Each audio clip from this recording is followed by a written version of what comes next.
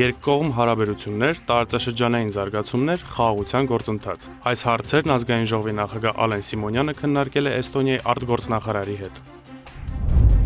Խորհրդարանն ընդունել է կարգավորումներ ուղղված ընտրական գործընթացի իրավական որոշակիության և թափանցիկության ապահովմանը։ Պատգամավորների նախաձեռնությամբ գումարվել է ազգային ժողովի արտահերթ նիստ։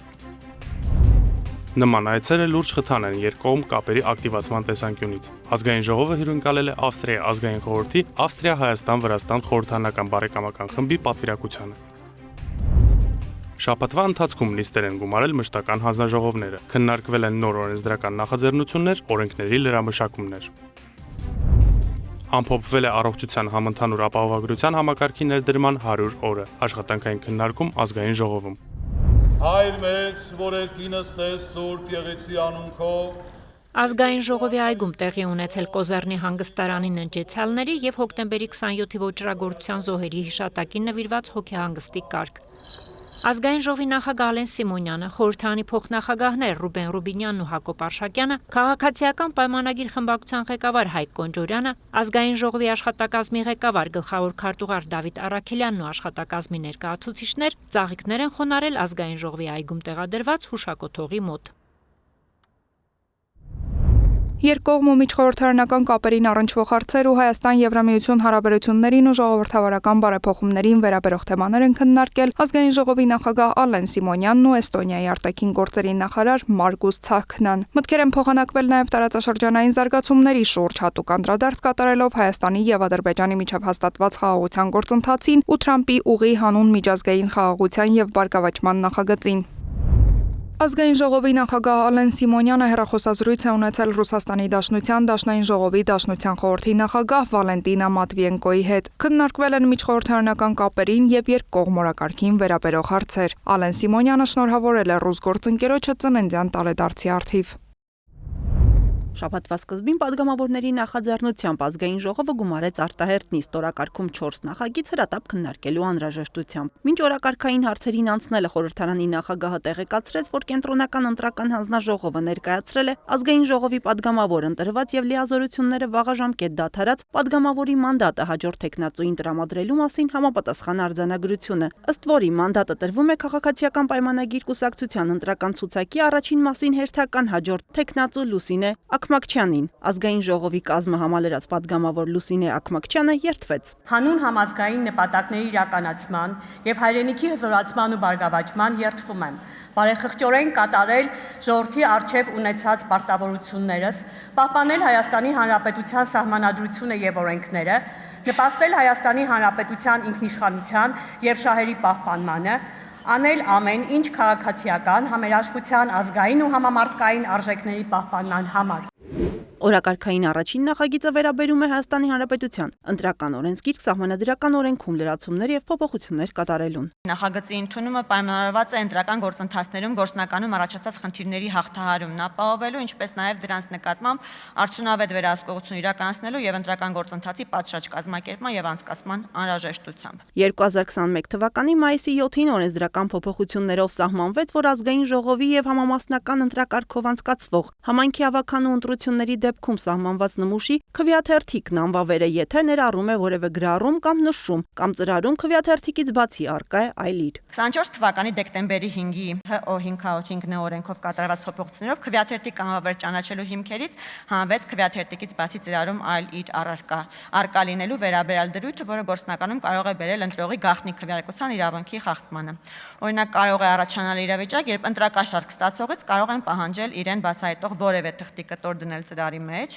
օրինակ հերթական համարով, որը հայտնի է միայն վճարողին։ Բացի այդ ծրարում սահմանված նմուշի քվեաթերթիկից բացի, ցանկացած այլ իրի առկայության վերաբերյալ դրույթը որպես քվեաթերթիկն անվավեր ճանաչելու հիմք նախատեսել է կարող է հանդիսանալ ընտրակաշարք ստացածների վերահսկողության գործիքներից մեկը։ Մյուս փոփոխությունը զեկուցողի տեխնիկական բնույթի է եւ վերաբերում է միայն տեղեկատվության ներկայացման ձևաչափին։ Օրենսգրքի 81-րդ հոդվածի 2-րդ մասի 2-րդ պարբերությամբ սահմանվում էր, որ կուսակցությունների դաշինքի անվանումը չի կարող պարունակել անձնանուն, պետական եւ տեղական ինքնակառավարման մարմինների անվանումներ կամ դրանց շփոթելու աստիճան նման անվանումներ եւ կամ դրանց հոլովաձևեր, ինչպես նաեւ չի կարող պարունակել վիրավորական կամ զրպարտչական բնույթի բառեր կամ այլ արտահայտություններ։ Արուսյակ Ջուլհակյանի խոսքով այս փոփոխությունը տեխնիկական վրիպակի արդյունքում դուրս է մնացել ասել օրենքի նախագծից, բացի այդ փոփոխությունները նաև համահունչ են քաղաքական կուսակցությունների անվանման նկատմամբ գործող սահմանափակումներին, որոնք սահմանված են կուսակցությունների մասին սահմանադրական օրենքի 14-րդ հոդվածով։ Արուսյակ Ջուլհակյանն ընդգծեց, որ նախագծերի փաթեթի հիմնավորման մեջ, ինչպես նաև ազգային ժողովում դրա քննարկումների ընթացքում որևէ ձևաչափով չի նշվել, որ նախատեսվում է վերացնել կուսակցությունների դաշինքների անվանման նկատմամբ գործող սահմանափակումները։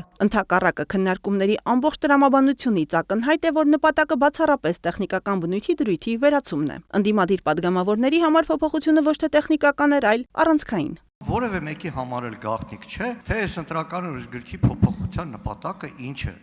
Ընտրություններին մնացել է 2 ամիս, դուք կոչում եք դա վրիպակ, բայց անկյունաքարային փոփոխությունը, որ առաջարկում եք։ Առհասարակ խորհուրդ չի տրվում, ընտրական օրենսգիրքը փոխել ընտրություններից կարճ ժամանակ առաջ։ Վենետիկի հանձնաժողովը ունի նման ռեկոմենդացիա, ճիշտ է, բայց այդ ռեկոմենդացիան վերաբերելի է միայն հիմնարար կանոններին եւ Վենետիկի հանձնաժողովի համապատասխան ռեկոմենդացիան սահմանում է այն էլեմենտները, ֆունդամենտալ էլեմենտները, որոնք խորհուրդ չի տրվում փոխել ընտրություններից կարճ ժամանակ առաջ եւ դրանք հետեւյալն են՝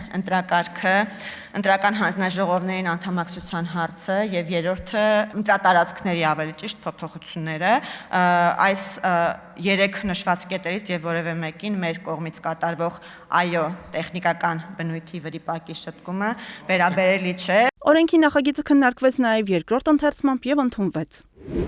Արտահերտ նիստի օրակարգում էր նաև առողջության համընդհանուր ապահովագրության մասին օրենսդրական փաթեթում առաջարկվող փոփոխությունները։ Նախարարությունն առաջարկում է ցանկում ավելացնել մի շարք խմբեր, ընդլայնել պաշտպանության ժամանակ, զինծառայողի կյանքին կամ առողջությանը պատճառված վնասների հատուցման մասին օրենքով շահառու ճանաչված անձանց շրջանակը։ Առաջինը դա էլեկտրոնային հարթակով իրականացնող ուղևորափոխադրման ծառայության փոխադրողներին, վարորդներին, սկսած մյուս տարի հունվարի 1-ից արդեն թույլ տալ, որպեսզի իրենք էլ կարողանան մասնակից լինել այս համակարգին։ Հաջորդ փոփոխությունը դա ապահովագրավճար վճարող անհատ ձեռնարկատերերի ապահովագրավճարների կատարման պատշաճ ապահովման նպատակով առաջարկում ենք, որ իրենց համար վերջնաժամկետը գործող ապրիլի 20-ի, այս տարվա ապրիլի 20-ի փոխարեն սահմանել հուլիսի 20-ին։ Առաջարկվում է նաև փոխկապակցված անձինք, ընտանիքի անդամները, որոնք ներգրավված չեն համակարգում, վճարեն եւ օգտվեն ապահովագրության համակարգի շրջանակում տրամադրվող ծառայություններից։ Արտահերտ նիստում քննարկվող հաջորդ նախաձեռնությունը հեղինակել է падգամավոր Ծովինար Վարդանյանը եւ առաջարկվում է աջակցել ջերմոցների զարգացման ուղղությամբ ներդրումների իրականացմանը եւ գյուղատնտեսական նպատակներով ջրավազանների կառուցմանը։ Տեղական турքերի եւ վճարների մասին օրենքում լրացում եւ փոփոխություն կատարելու մասին նախագիծը միտված է ջերմատների եւ ավազանների համար տեղական турքերի նվազմանը եւ հստակեցմանը, այն է 1 հեկտարի համար սահմանվում է 400,000 դրամ, որը համամասնորեն նվազելու դեպքում նվազում է, համամասնորեն մեծանալու դեպքում մեծանում է եւ ի վերջո նաեւ կարող է կիրառվել գործակիցը գոտիականության։ Նախագծով առաջարկվում է ջերմոցների եւ գյուղատնտեսական նպատակներով ջրավազանների կառուցման դեպքում նվազեցնել տեղական турքի դրույքաչափերը։ Կառավարությունը լրացումներ է առաջարկում տեսալուսողական մեդիայի մասին օրենքում։ Բարձր տեխնոլոգիական արդյունաբերության նախարար Մխիթար Հայրապետյանի խոսքով նախաձեռնության ընդունմամբ ակնկալվում է, որ տեսալուսողական մեդիա ծառայություն մատուցող հեռարձակողներն արհեստական բանականությամբ կամ այլ թվային տեխնոլոգիական լուծումներով գեներացված հեռուստաբովանդակությունը կամ սինթետիկ բովանդակությունը հեռարձակելիս պարտադիր պետք է մակնշեն, որ տվյալ նյութն արհեստական բանականության գործիքակազմով է գեներացված։ Սրա վերահսկողությունը եւ մոնիթորինգը դրված է հեռուստատեսության եւ ռադիոյի հանձնաժողովի վրա եւ խախտումների պարագայում վարչական տուգանք պատասխանատվություն է ենթարկվում տվյալ հեռարձակողը սահմանված նվազագույն աշխատավարձի 300 պատիկի չափով։ Գործող օրենսդրությամբ սինթետիկ բովանդակության ստեղծման կամ տարածման դեպքում դրա նույնականացման կամ մակնշման պարտադիր պահանջներ սահմանված չեն։ Արդյունքում սպառողը հաճախ տեղեկացված չի լինում, որ բովանդակությունն ամբողջությամբ կամ մասնակիորեն ստեղծված է արհեստական բանականության համակարգերի կիրառմամբ։ Օրենքների նախագծերը քննարկվեցին նաև երկրորդ ընթերցմամբ եւ ընդունվեցին։ Հայաստանի ու Ավստրիայի միջև խորհրդարանական կապերը կարևոր դեր ունեն երկկողմ հարաբերությունների զարգացման հարցում։ Խորհրդարանական բարեկամական խմբերի ակտիվ աշխատանքի ու փոխայցերի միջոցով խորանում է քաղաքական երկխոսությունը, ամրապնդվում փոխվստահությունն ու ձևավորվում են համագործակցության նոր ուղղություններ։ Այս շաբաթ ազգային ժողովի Հայաստան-Ավստրիա բարեկամական խմբի հրավերով մեր երկիր էր այցելել Ավստրիայի ազգային խորհրդի Ավստրիա-Հայաստան-Վրաստան բարեկամական խմբի պատվիրակությունը, նախ հանդիպում խորհրդարանի խոսնակի հետ։ Քննարկումների առանցքում էին երկկողմ եւ միջխորհրդարանական կապերին, Հայաստանում ընթացող ժողովրդավարական բարեփոխումներին, Հայաստանի ու Ադրբեջանի միջև հաստատված խաղաղության գործընթացին ու տարածաշրջանային զարգացումներին վերաբերող հարցերը։ Ալեն Սիմոնյանը բարեկամական խմբի անդամների ուշադրությունը հրավիրեց նաեւ Ադրբեջանում գտնվող գերիների ապօրինի պահվող եւ անհետ կորած համարվող անձանց խնդրին։ Հաջորդ հանդիպումը բարեկամական խմբերի միջև էր, քննարկվեցին Ադրբեջանի հետ խաղաղության գործընթացում առաջընթացին, TRIP ծրագրին, տարածաշրջանում կայունության ապահովմանն ու առևտրատնտեսական հարաբերությունների զարգացմանը վերաբերող հարցեր։ Ավստրիան կողմ է եւ ուզում է տեսնել խաղաղ տարածաշրջան։ Դա ոչ միայն Հայաստանի ու Հարավային Կովկասի, այլև ամբողջ աշխարհի համար է լավ։ Հսկայական ձեռքբերումներ ունեք խաղաղության գործընթացում։ Ոչ ոք չէր էլ պատկերացնի, որ այն մի օր իրականություն կդառնա։ Այս առումով շնորհավորում եմ բոլորիս։ Հայաստան-Ադրբեջան խաղաղության գործընթացի հնարավոր հետևանքների լույսի ներքո ավստրիական կողմը ներկայացրեց մի քանի առաջարկ։ Ցանկություն հայտնեցին հեռանկարում Հայաստանում երկաթուղու, վերականգնվող էներգետիկայի եւ այլ ոլորտներում ներդրումներ անել եւ իրենց ներկայությունն ապահովել հայկական ներդրումների շուկայում, որը մեզ համար շատ ուրախացուցիչ է եւ ողջունելի, որ արդեն Հայաստանը դառնում է այսպես կայթագղիչ տնտեսական ներդրումների տեսանկյունից։ Ավստրիան իր հաստատուն աջակցությունն է ցուցաբերում նաև Հայաստանի եվրոպական ուղեգծին, ընդգծելով այդ ընտրության ռազմավարական կարևորությունը։ Ինչպես երկկողմ հայ-ավստրիական հարաբերություններում, այնպես էլ Եվրոմիության շրջանակներում խոստացան իրենց ուժերի ներածին չափով աջակցել մեր նախաձեռնություններին, մասնավորապես նաև 2025 թվականին Հայաստանի խորհրդարանի կողմից ընդունված եվրոինտեգրման ընթացքի վերաբերյալ օրենքի շրջանակներում եւ այդ շրջանակներում մեզ համար իհարկե շատ կարեւոր է վիզաների ազատականացումը, որի մասին ես խոսեցի եւ նրանք կրկին պատրաստակամություն հայտնեցին իրենց ուժերի ներածին չափով աջակցություն ցուցաբերել։ Ազգային ժողովի արտաքին հարաբերությունների մշտական հանձնաժողովի նախագահ Սարգիս Խանդանյանը հյուրերի խնդրանքով ներկայացրեց Ադրբեջանի եւ Թուրքիայի հետ հարաբերությունների կարգավորման գործընթացի շրջանակում իրականացվող քայլերը, անդրադարձ կատարվեց նաեւ վիզաների ազատականացման հեռանկարներին։ Այցի ընթացքում Ավստրիայից ժամանած պատվիրակությունը եղավ նաև Ծիծեռնակաբերդի հուշահամալիրում, հյուրերը հարգեցին Սուրբ նահատակների հիշատակը։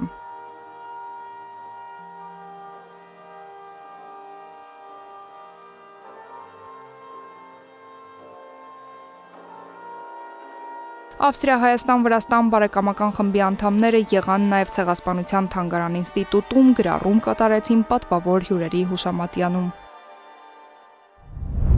Օրենսդրական նախագծերը մինչ դահլիճ բերվելը նախ քննարկվեցին մշտական հանձնաժողովներում, ազգային ժողով կառավարություն համատեղ աշխատանքի շրջանակում մշակվում են նաև կարգավորումներ, վերանայվում գործողները։ Առանցքում երկրի պաշտպանական բլոկն է, կրթական ու դատաիրավական համակարգը, տնտեսական ու ֆինանսական ուղղությունները։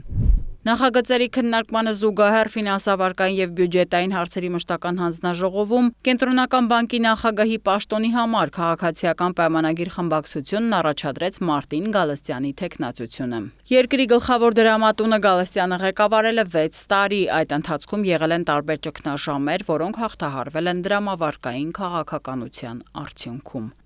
Հեռուստատեսության ռադիոյի հանձնաժողովի նախագահ Տիգրան Հակոբյանն էլ իր ղեկավարած կառույցի 2025 թվականի աշխատանքները ներկայացրեց ազգային ժողովի գլխադասային հանձնաժողովում։ Պաշտոնյան խոսեց մեդիադաշտի վիճակի, լիցենզավորման գործընթացի, որոշ հեռարձակողների նկատմամբ հարուցված վարչական վարույթների, մեդիա ոլորտը կարգավորող օրենսդրական բարեփոխումների վերաբերյալ։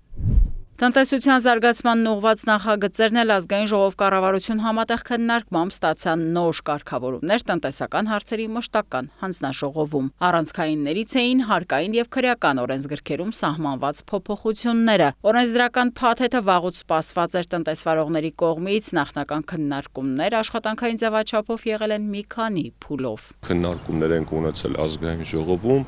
թե հենց տնտեսվարողների հետ, թե համապատասխան կառույցների ներկայացուցիչների հետ, զուգահեռաբար նաև կառավարությունում փոխվարչապետ Տիգրան Խաչատրյանի գլխավորությամբ այդ հարցի շուրջ նույնպես հանդիպումներ ու քննարկումներ էին լինում եւ վերջապես ձևավորվել է օրենսդրական փաթեթ, որը լուծումա առկա խնդիրների մեծ մասը։ Օրենսդրական փաթեթը հանձնաժողովն ընդունեց առաջին ընթերցմամբ նոր կարգավորումները վերաբերում են հարկային խախտումների համար հարուցվող գործերին եւ այն դժվարություններին, որոնց բախվում են տնտեսվարողները։ Քրեական օրենսգրքում եղած դրույթի համաձայն, եթե տնտեսվարողը 10 միլիոն դրամից ավելի հարկեր է թաքցրել, ապա հարուցվում է քրեական գործ։ Նմանատիպ գործերը միջև քննչական կոմիտե ուղարկվել է նախ պետական եկամուտների կոմիտեն ուսումնասիրում է։ Կատարում է թեմատիկ ուսումնասիրություն, տնտեսվարողը հնարավորություն է ունենում իր խնդիրները ու իր հակափաստարկները ներկայացնել, բողոքարկել եւ նոր միայն դրանից հետո երբ արդեն վերջնական թիվը կֆիքսվի, նոր արդեն քննչական կոմիտե կգնա, եթե գտնում են, որ այդտեղ իրոք հարկերը թաքցնելու միտում կա։ Փոփոխություններով վերանայվել է նաեւ հարկի շեմը։ 10 միլիոնի փոխարեն նախատեսել ենք 30 միլիոն դրամ, եթե տնտեսվարողի 1 տարվա գործունեություն են ստուգում, իսկ եթե 2 տարվա գործունեությանն է վերաբերվում 45 միլիոն դրամ, այսինքն մի քանի անգամ մենք այդ շեմը բարձրացրել ենք։ Ինչպես փաստում է Բաբկեն Թունյանը, երբ նախագիծը ստանա օրենքի ուժ, այն կունենա նաև հետադարձ ազդեցություն։ Արդեն ընթացքում գտնվող քրեական գործերից մեծ մասը մի քանի հարյուրը ավտոմատ կարճվելու են, որտեղ ինքը ունենալու է հետադարձ բարելավող ազդեցություն, խոսքը վերաբերում է բոլոր տնտեսվարողներին, որոնք 10 միլիոն դրամից ավել հարկ են թաքցրել, մինչև 10 տարվա խախտումներ էլ այդտեղ կարող է լինել։ Մոտ 600 գործ, որոնք այս պահին արդեն հարուցված են եւ քննության մեջ են, եթե 45 միլիոնից կամ 30 միլիոնից ցածր շեմի տակ լինեն, ավտոմատ կարճվելու են։ Վերանայվել է պետական եկամուտների կոմիտեի տեսուչի կողմից իրականացվող թեմատիկ ստուգումների կարգը։ Եթե նախկինում դրանք իրականացվում էին տարին 1 անգամ, ապա նոր կարգավորումներով տեսուչը կարող է գործառույթը կատարել տարվա ընթացքում մի քանի անգամ։ Թեմատիկ ուսումնասիրությունները պետք է կապված լինեն կոնկրետ անհրաժեշտության հետ ու այս քրեական գործերի հետ, որ այնպես չստացվի, որ մենք մյուս կողմից պետական եկամուտների կոմիտեին լրացուցիչ լծակ ենք տալիս անթիվ անհամար անգամ տնտեսվարողների մոտ, ընդ որում բոլորի մոտ թեմատիկ ուսումնասիրություններ անցկացնել ու տնտեսվարողների կյանքը բարդացնել։ Փոփոխություններ են նախատեսվում նաև ոսկեգործության ոլորտում, մասնավորապես ոսկեազարդերի վաճառքում։ Պատգամավորի դիտարկմամբ ոսկերչությամբ զբաղվողներն այսօր չեն ցանկանում տեղափոխվել ավելացված արժեքի հարկի դաշտ, քանի որ այդ դեպքում վաճառքի ենթակա արտադրանքի գինը 20%-ով ավելանում է։ Կատարել ենք փոփոխություն, ասենք օրինակ մատանի արտադրում, այդ արտադրողը վաճառում է 100,000 դրամով։ Ավելացված արժեքի հարկը կիրառվի ոչ թե այդ 100,000 դրամի վրա եւ կդառնա 120,000 դրամ, այլ հարկային մարմինը կտեսնի, թե այդ զարդի մեջ ինչքան ոսկի է օգտագործվել, ինչքան թանկարժեք քար, կհանի այդ վաճառքի գնից այդ հումքի արժեքը եւ ավելացած արժեքի հարկը կկիրառի այդ տարբերության վրա, այսինքն ոսկերչական աշխատանքի վրա։ Արդյունքում շուկայում տեղի կունենա զարդի գնի էական նվազում, վստահեցնում է հանձնաժողովի նախագահի տեղակալը։ Ոսկեազարդերը կդառնան ավելի մրցունակ, ավելի մատչելի եւ ըստ էության հենց ոլորտի ներկայացուցիչները մեզ հավաստիացնում են, որ այս օրենսդրական փոփոխությունից հետո մենք կտեսնենք ոսկերչության ոլորտում էական աճ ու ինչու ոչ անգամ թանկարժեք սեգմենտում անգամ բրենդների կայացում ու ձևավորում։ Պետական իրավական հարցերի մշտական հանձնաժողովում էլ նախագծերին զուգահեռ ներկայացվեց նաև կենտրոնական ընտրական հանձնաժողովի 2024-2025 թվականների գործունեության մասին հաղորդումը։ ԱՊՀ միջխորհրդարանական վեհաժողովի ագրարային քաղաքականության, բնական պաշարների եւ էկոլոգիայի մշտական հանձնաժողովի անդամներն են Հայաստանի ազգային ժողովում են մասնակցելու հերթական նիստին։ Նիստի օրակարգում ընդգրկված են ագրարային քաղաքականության, բնական պաշարների արդյունավետ օգտագործման եւ էկոլոգիայի ոլորտներին վերաբերող արդիական հարցեր, որոնք գործնական նշանակություն ունեն ինչպես օրենսդիրների, այնպես էլ փորձագիտական շրջանակների համար։ Ազգային ժողովի տարածքային կառավարման, տեղական ինքնակառավարման, գյուղատնտեսության եւ շրջակա միջավայրի պաշտպանության հարցերի մշտական հանձնաժողովի նախագահ Վահե Ղալումյանը ողջունելով հյուրերին Հայաստանի Հանրապետության ազգային ժողովում նշեց, որ ԱՊՀ միջխորհրդարանական վեհաժողովը տարիներ շարունակ հանդիսացել է արդյունավետ հարթակ ազգային օրենսդրությունների զարգացման ու արդիականացման հարցերի քննարկման համար։ Հանձնաժողովի նախագահը շեշտեց, որ ժամանակակից պայմաններում ագրարային քաղաքականությունը կայուն զարգացման առանցքային գործիք է, նպաստելով գյուղական տարածքների զարգացմանը, պարենային անվտանգության ամրապնդմանը եւ շրջակա միջավայրի պահպանությանը։ տնտեսությանը։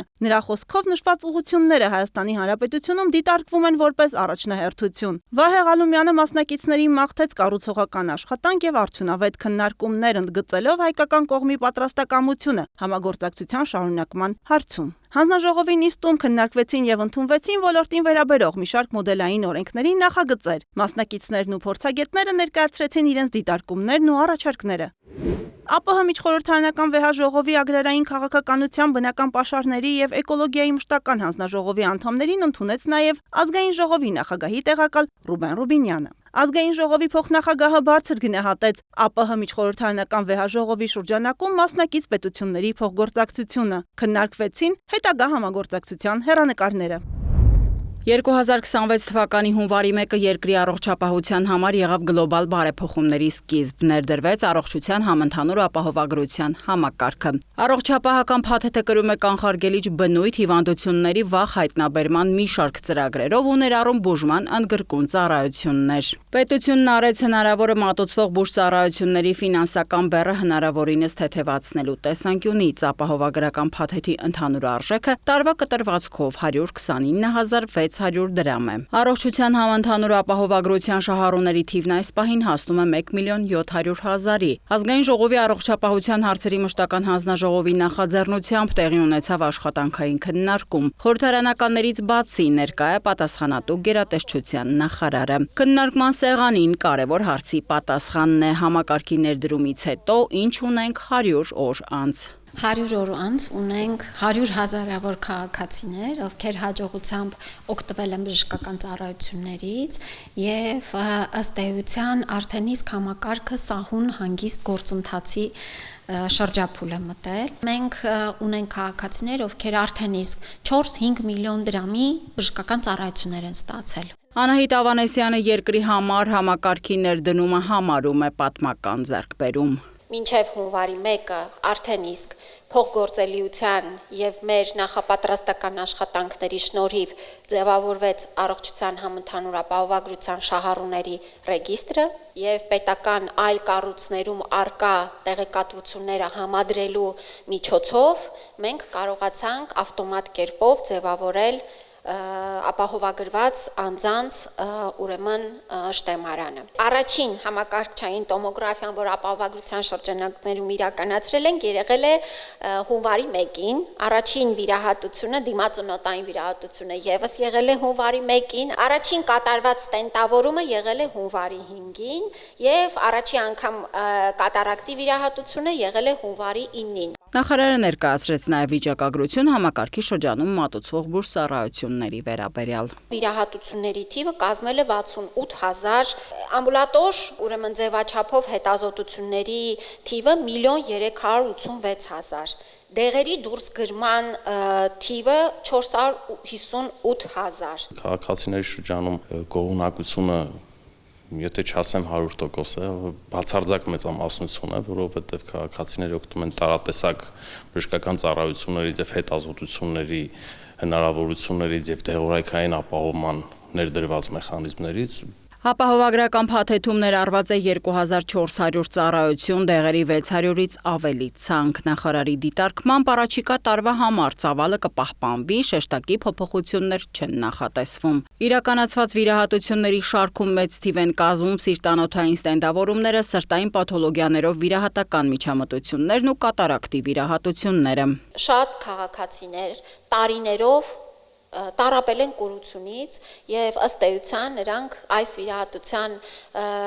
միջոցով վերագտնում են իրենց տեսողությունը, վերագտնում են իրենց ինքնուրույնությունը։ Առաջին եռամսյակում առողջության համընդհանուր ապահովագրության շրջանակում մատուցվող ծառայություններից օգտվել է 65+ տարիքի 570,000 քաղաքացի։ Նախարարը խոսեց նաև համակարգի շրջանակում ծառայություններ մատուցող բուժհաստատությունների հետ կնքված պայմանագրերի վերաբերյալ։ 580 581 բժշկական կենտրոնների հայտեր ենք դիտարկել, 549 արդեն հաստատվել են,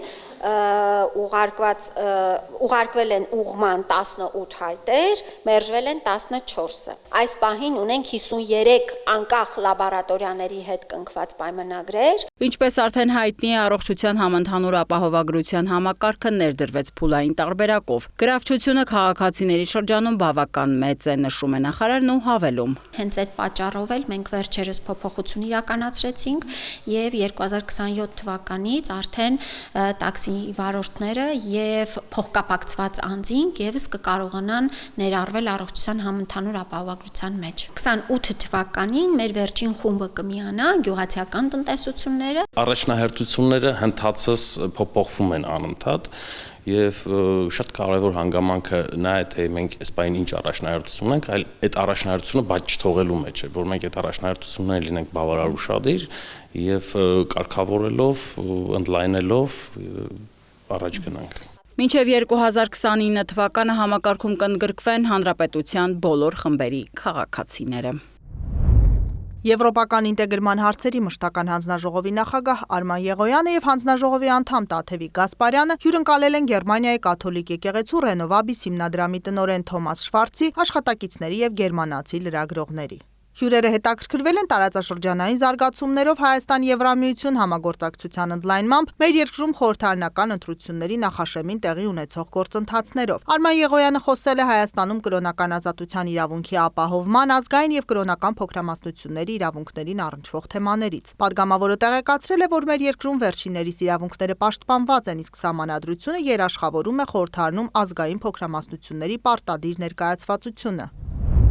Հայաստանում ֆրանկոֆոնիայի օրերի շրջանակում Նուբարաշեն քրեակատարողական հիմնարկում անցկացվել է Ֆրանկոֆոնիա հայացք բանտից խորագրով միջոցառումը։ Միջոցառմանը ներկայ է եղել Ազգային ժողովի եվրոպական ինտեգրման հարցերի մշտական հանձնաժողովի նախագահ Արման Եղոյանը։ Դատապարտյալները զեկույցներով ներկայացրել են ֆրանսերեն լեզվի աշխարհագրական, մշակութային եւ տնտեսական նշանակությունը Ֆրանկոֆոնիայի միջազգային կազմակերպության գործունեությունը, Հայաստանի դերն ու տեղը այդ համատեքստում, ինչպես նաեւ հայ-ֆրանսիական մշակութային կամրջի ձևավորումը։ Միջոցառման ընթացքում հատուկ շեշտադրվել է ֆրանսիական ազատության գաղափարը, ներկայացվել են ֆրանսիացի մտածողների, փիլիսոփաների եւ մշակութային գործիչների մտքի եւ ներքին ազատության առանցքային ուղղությունները։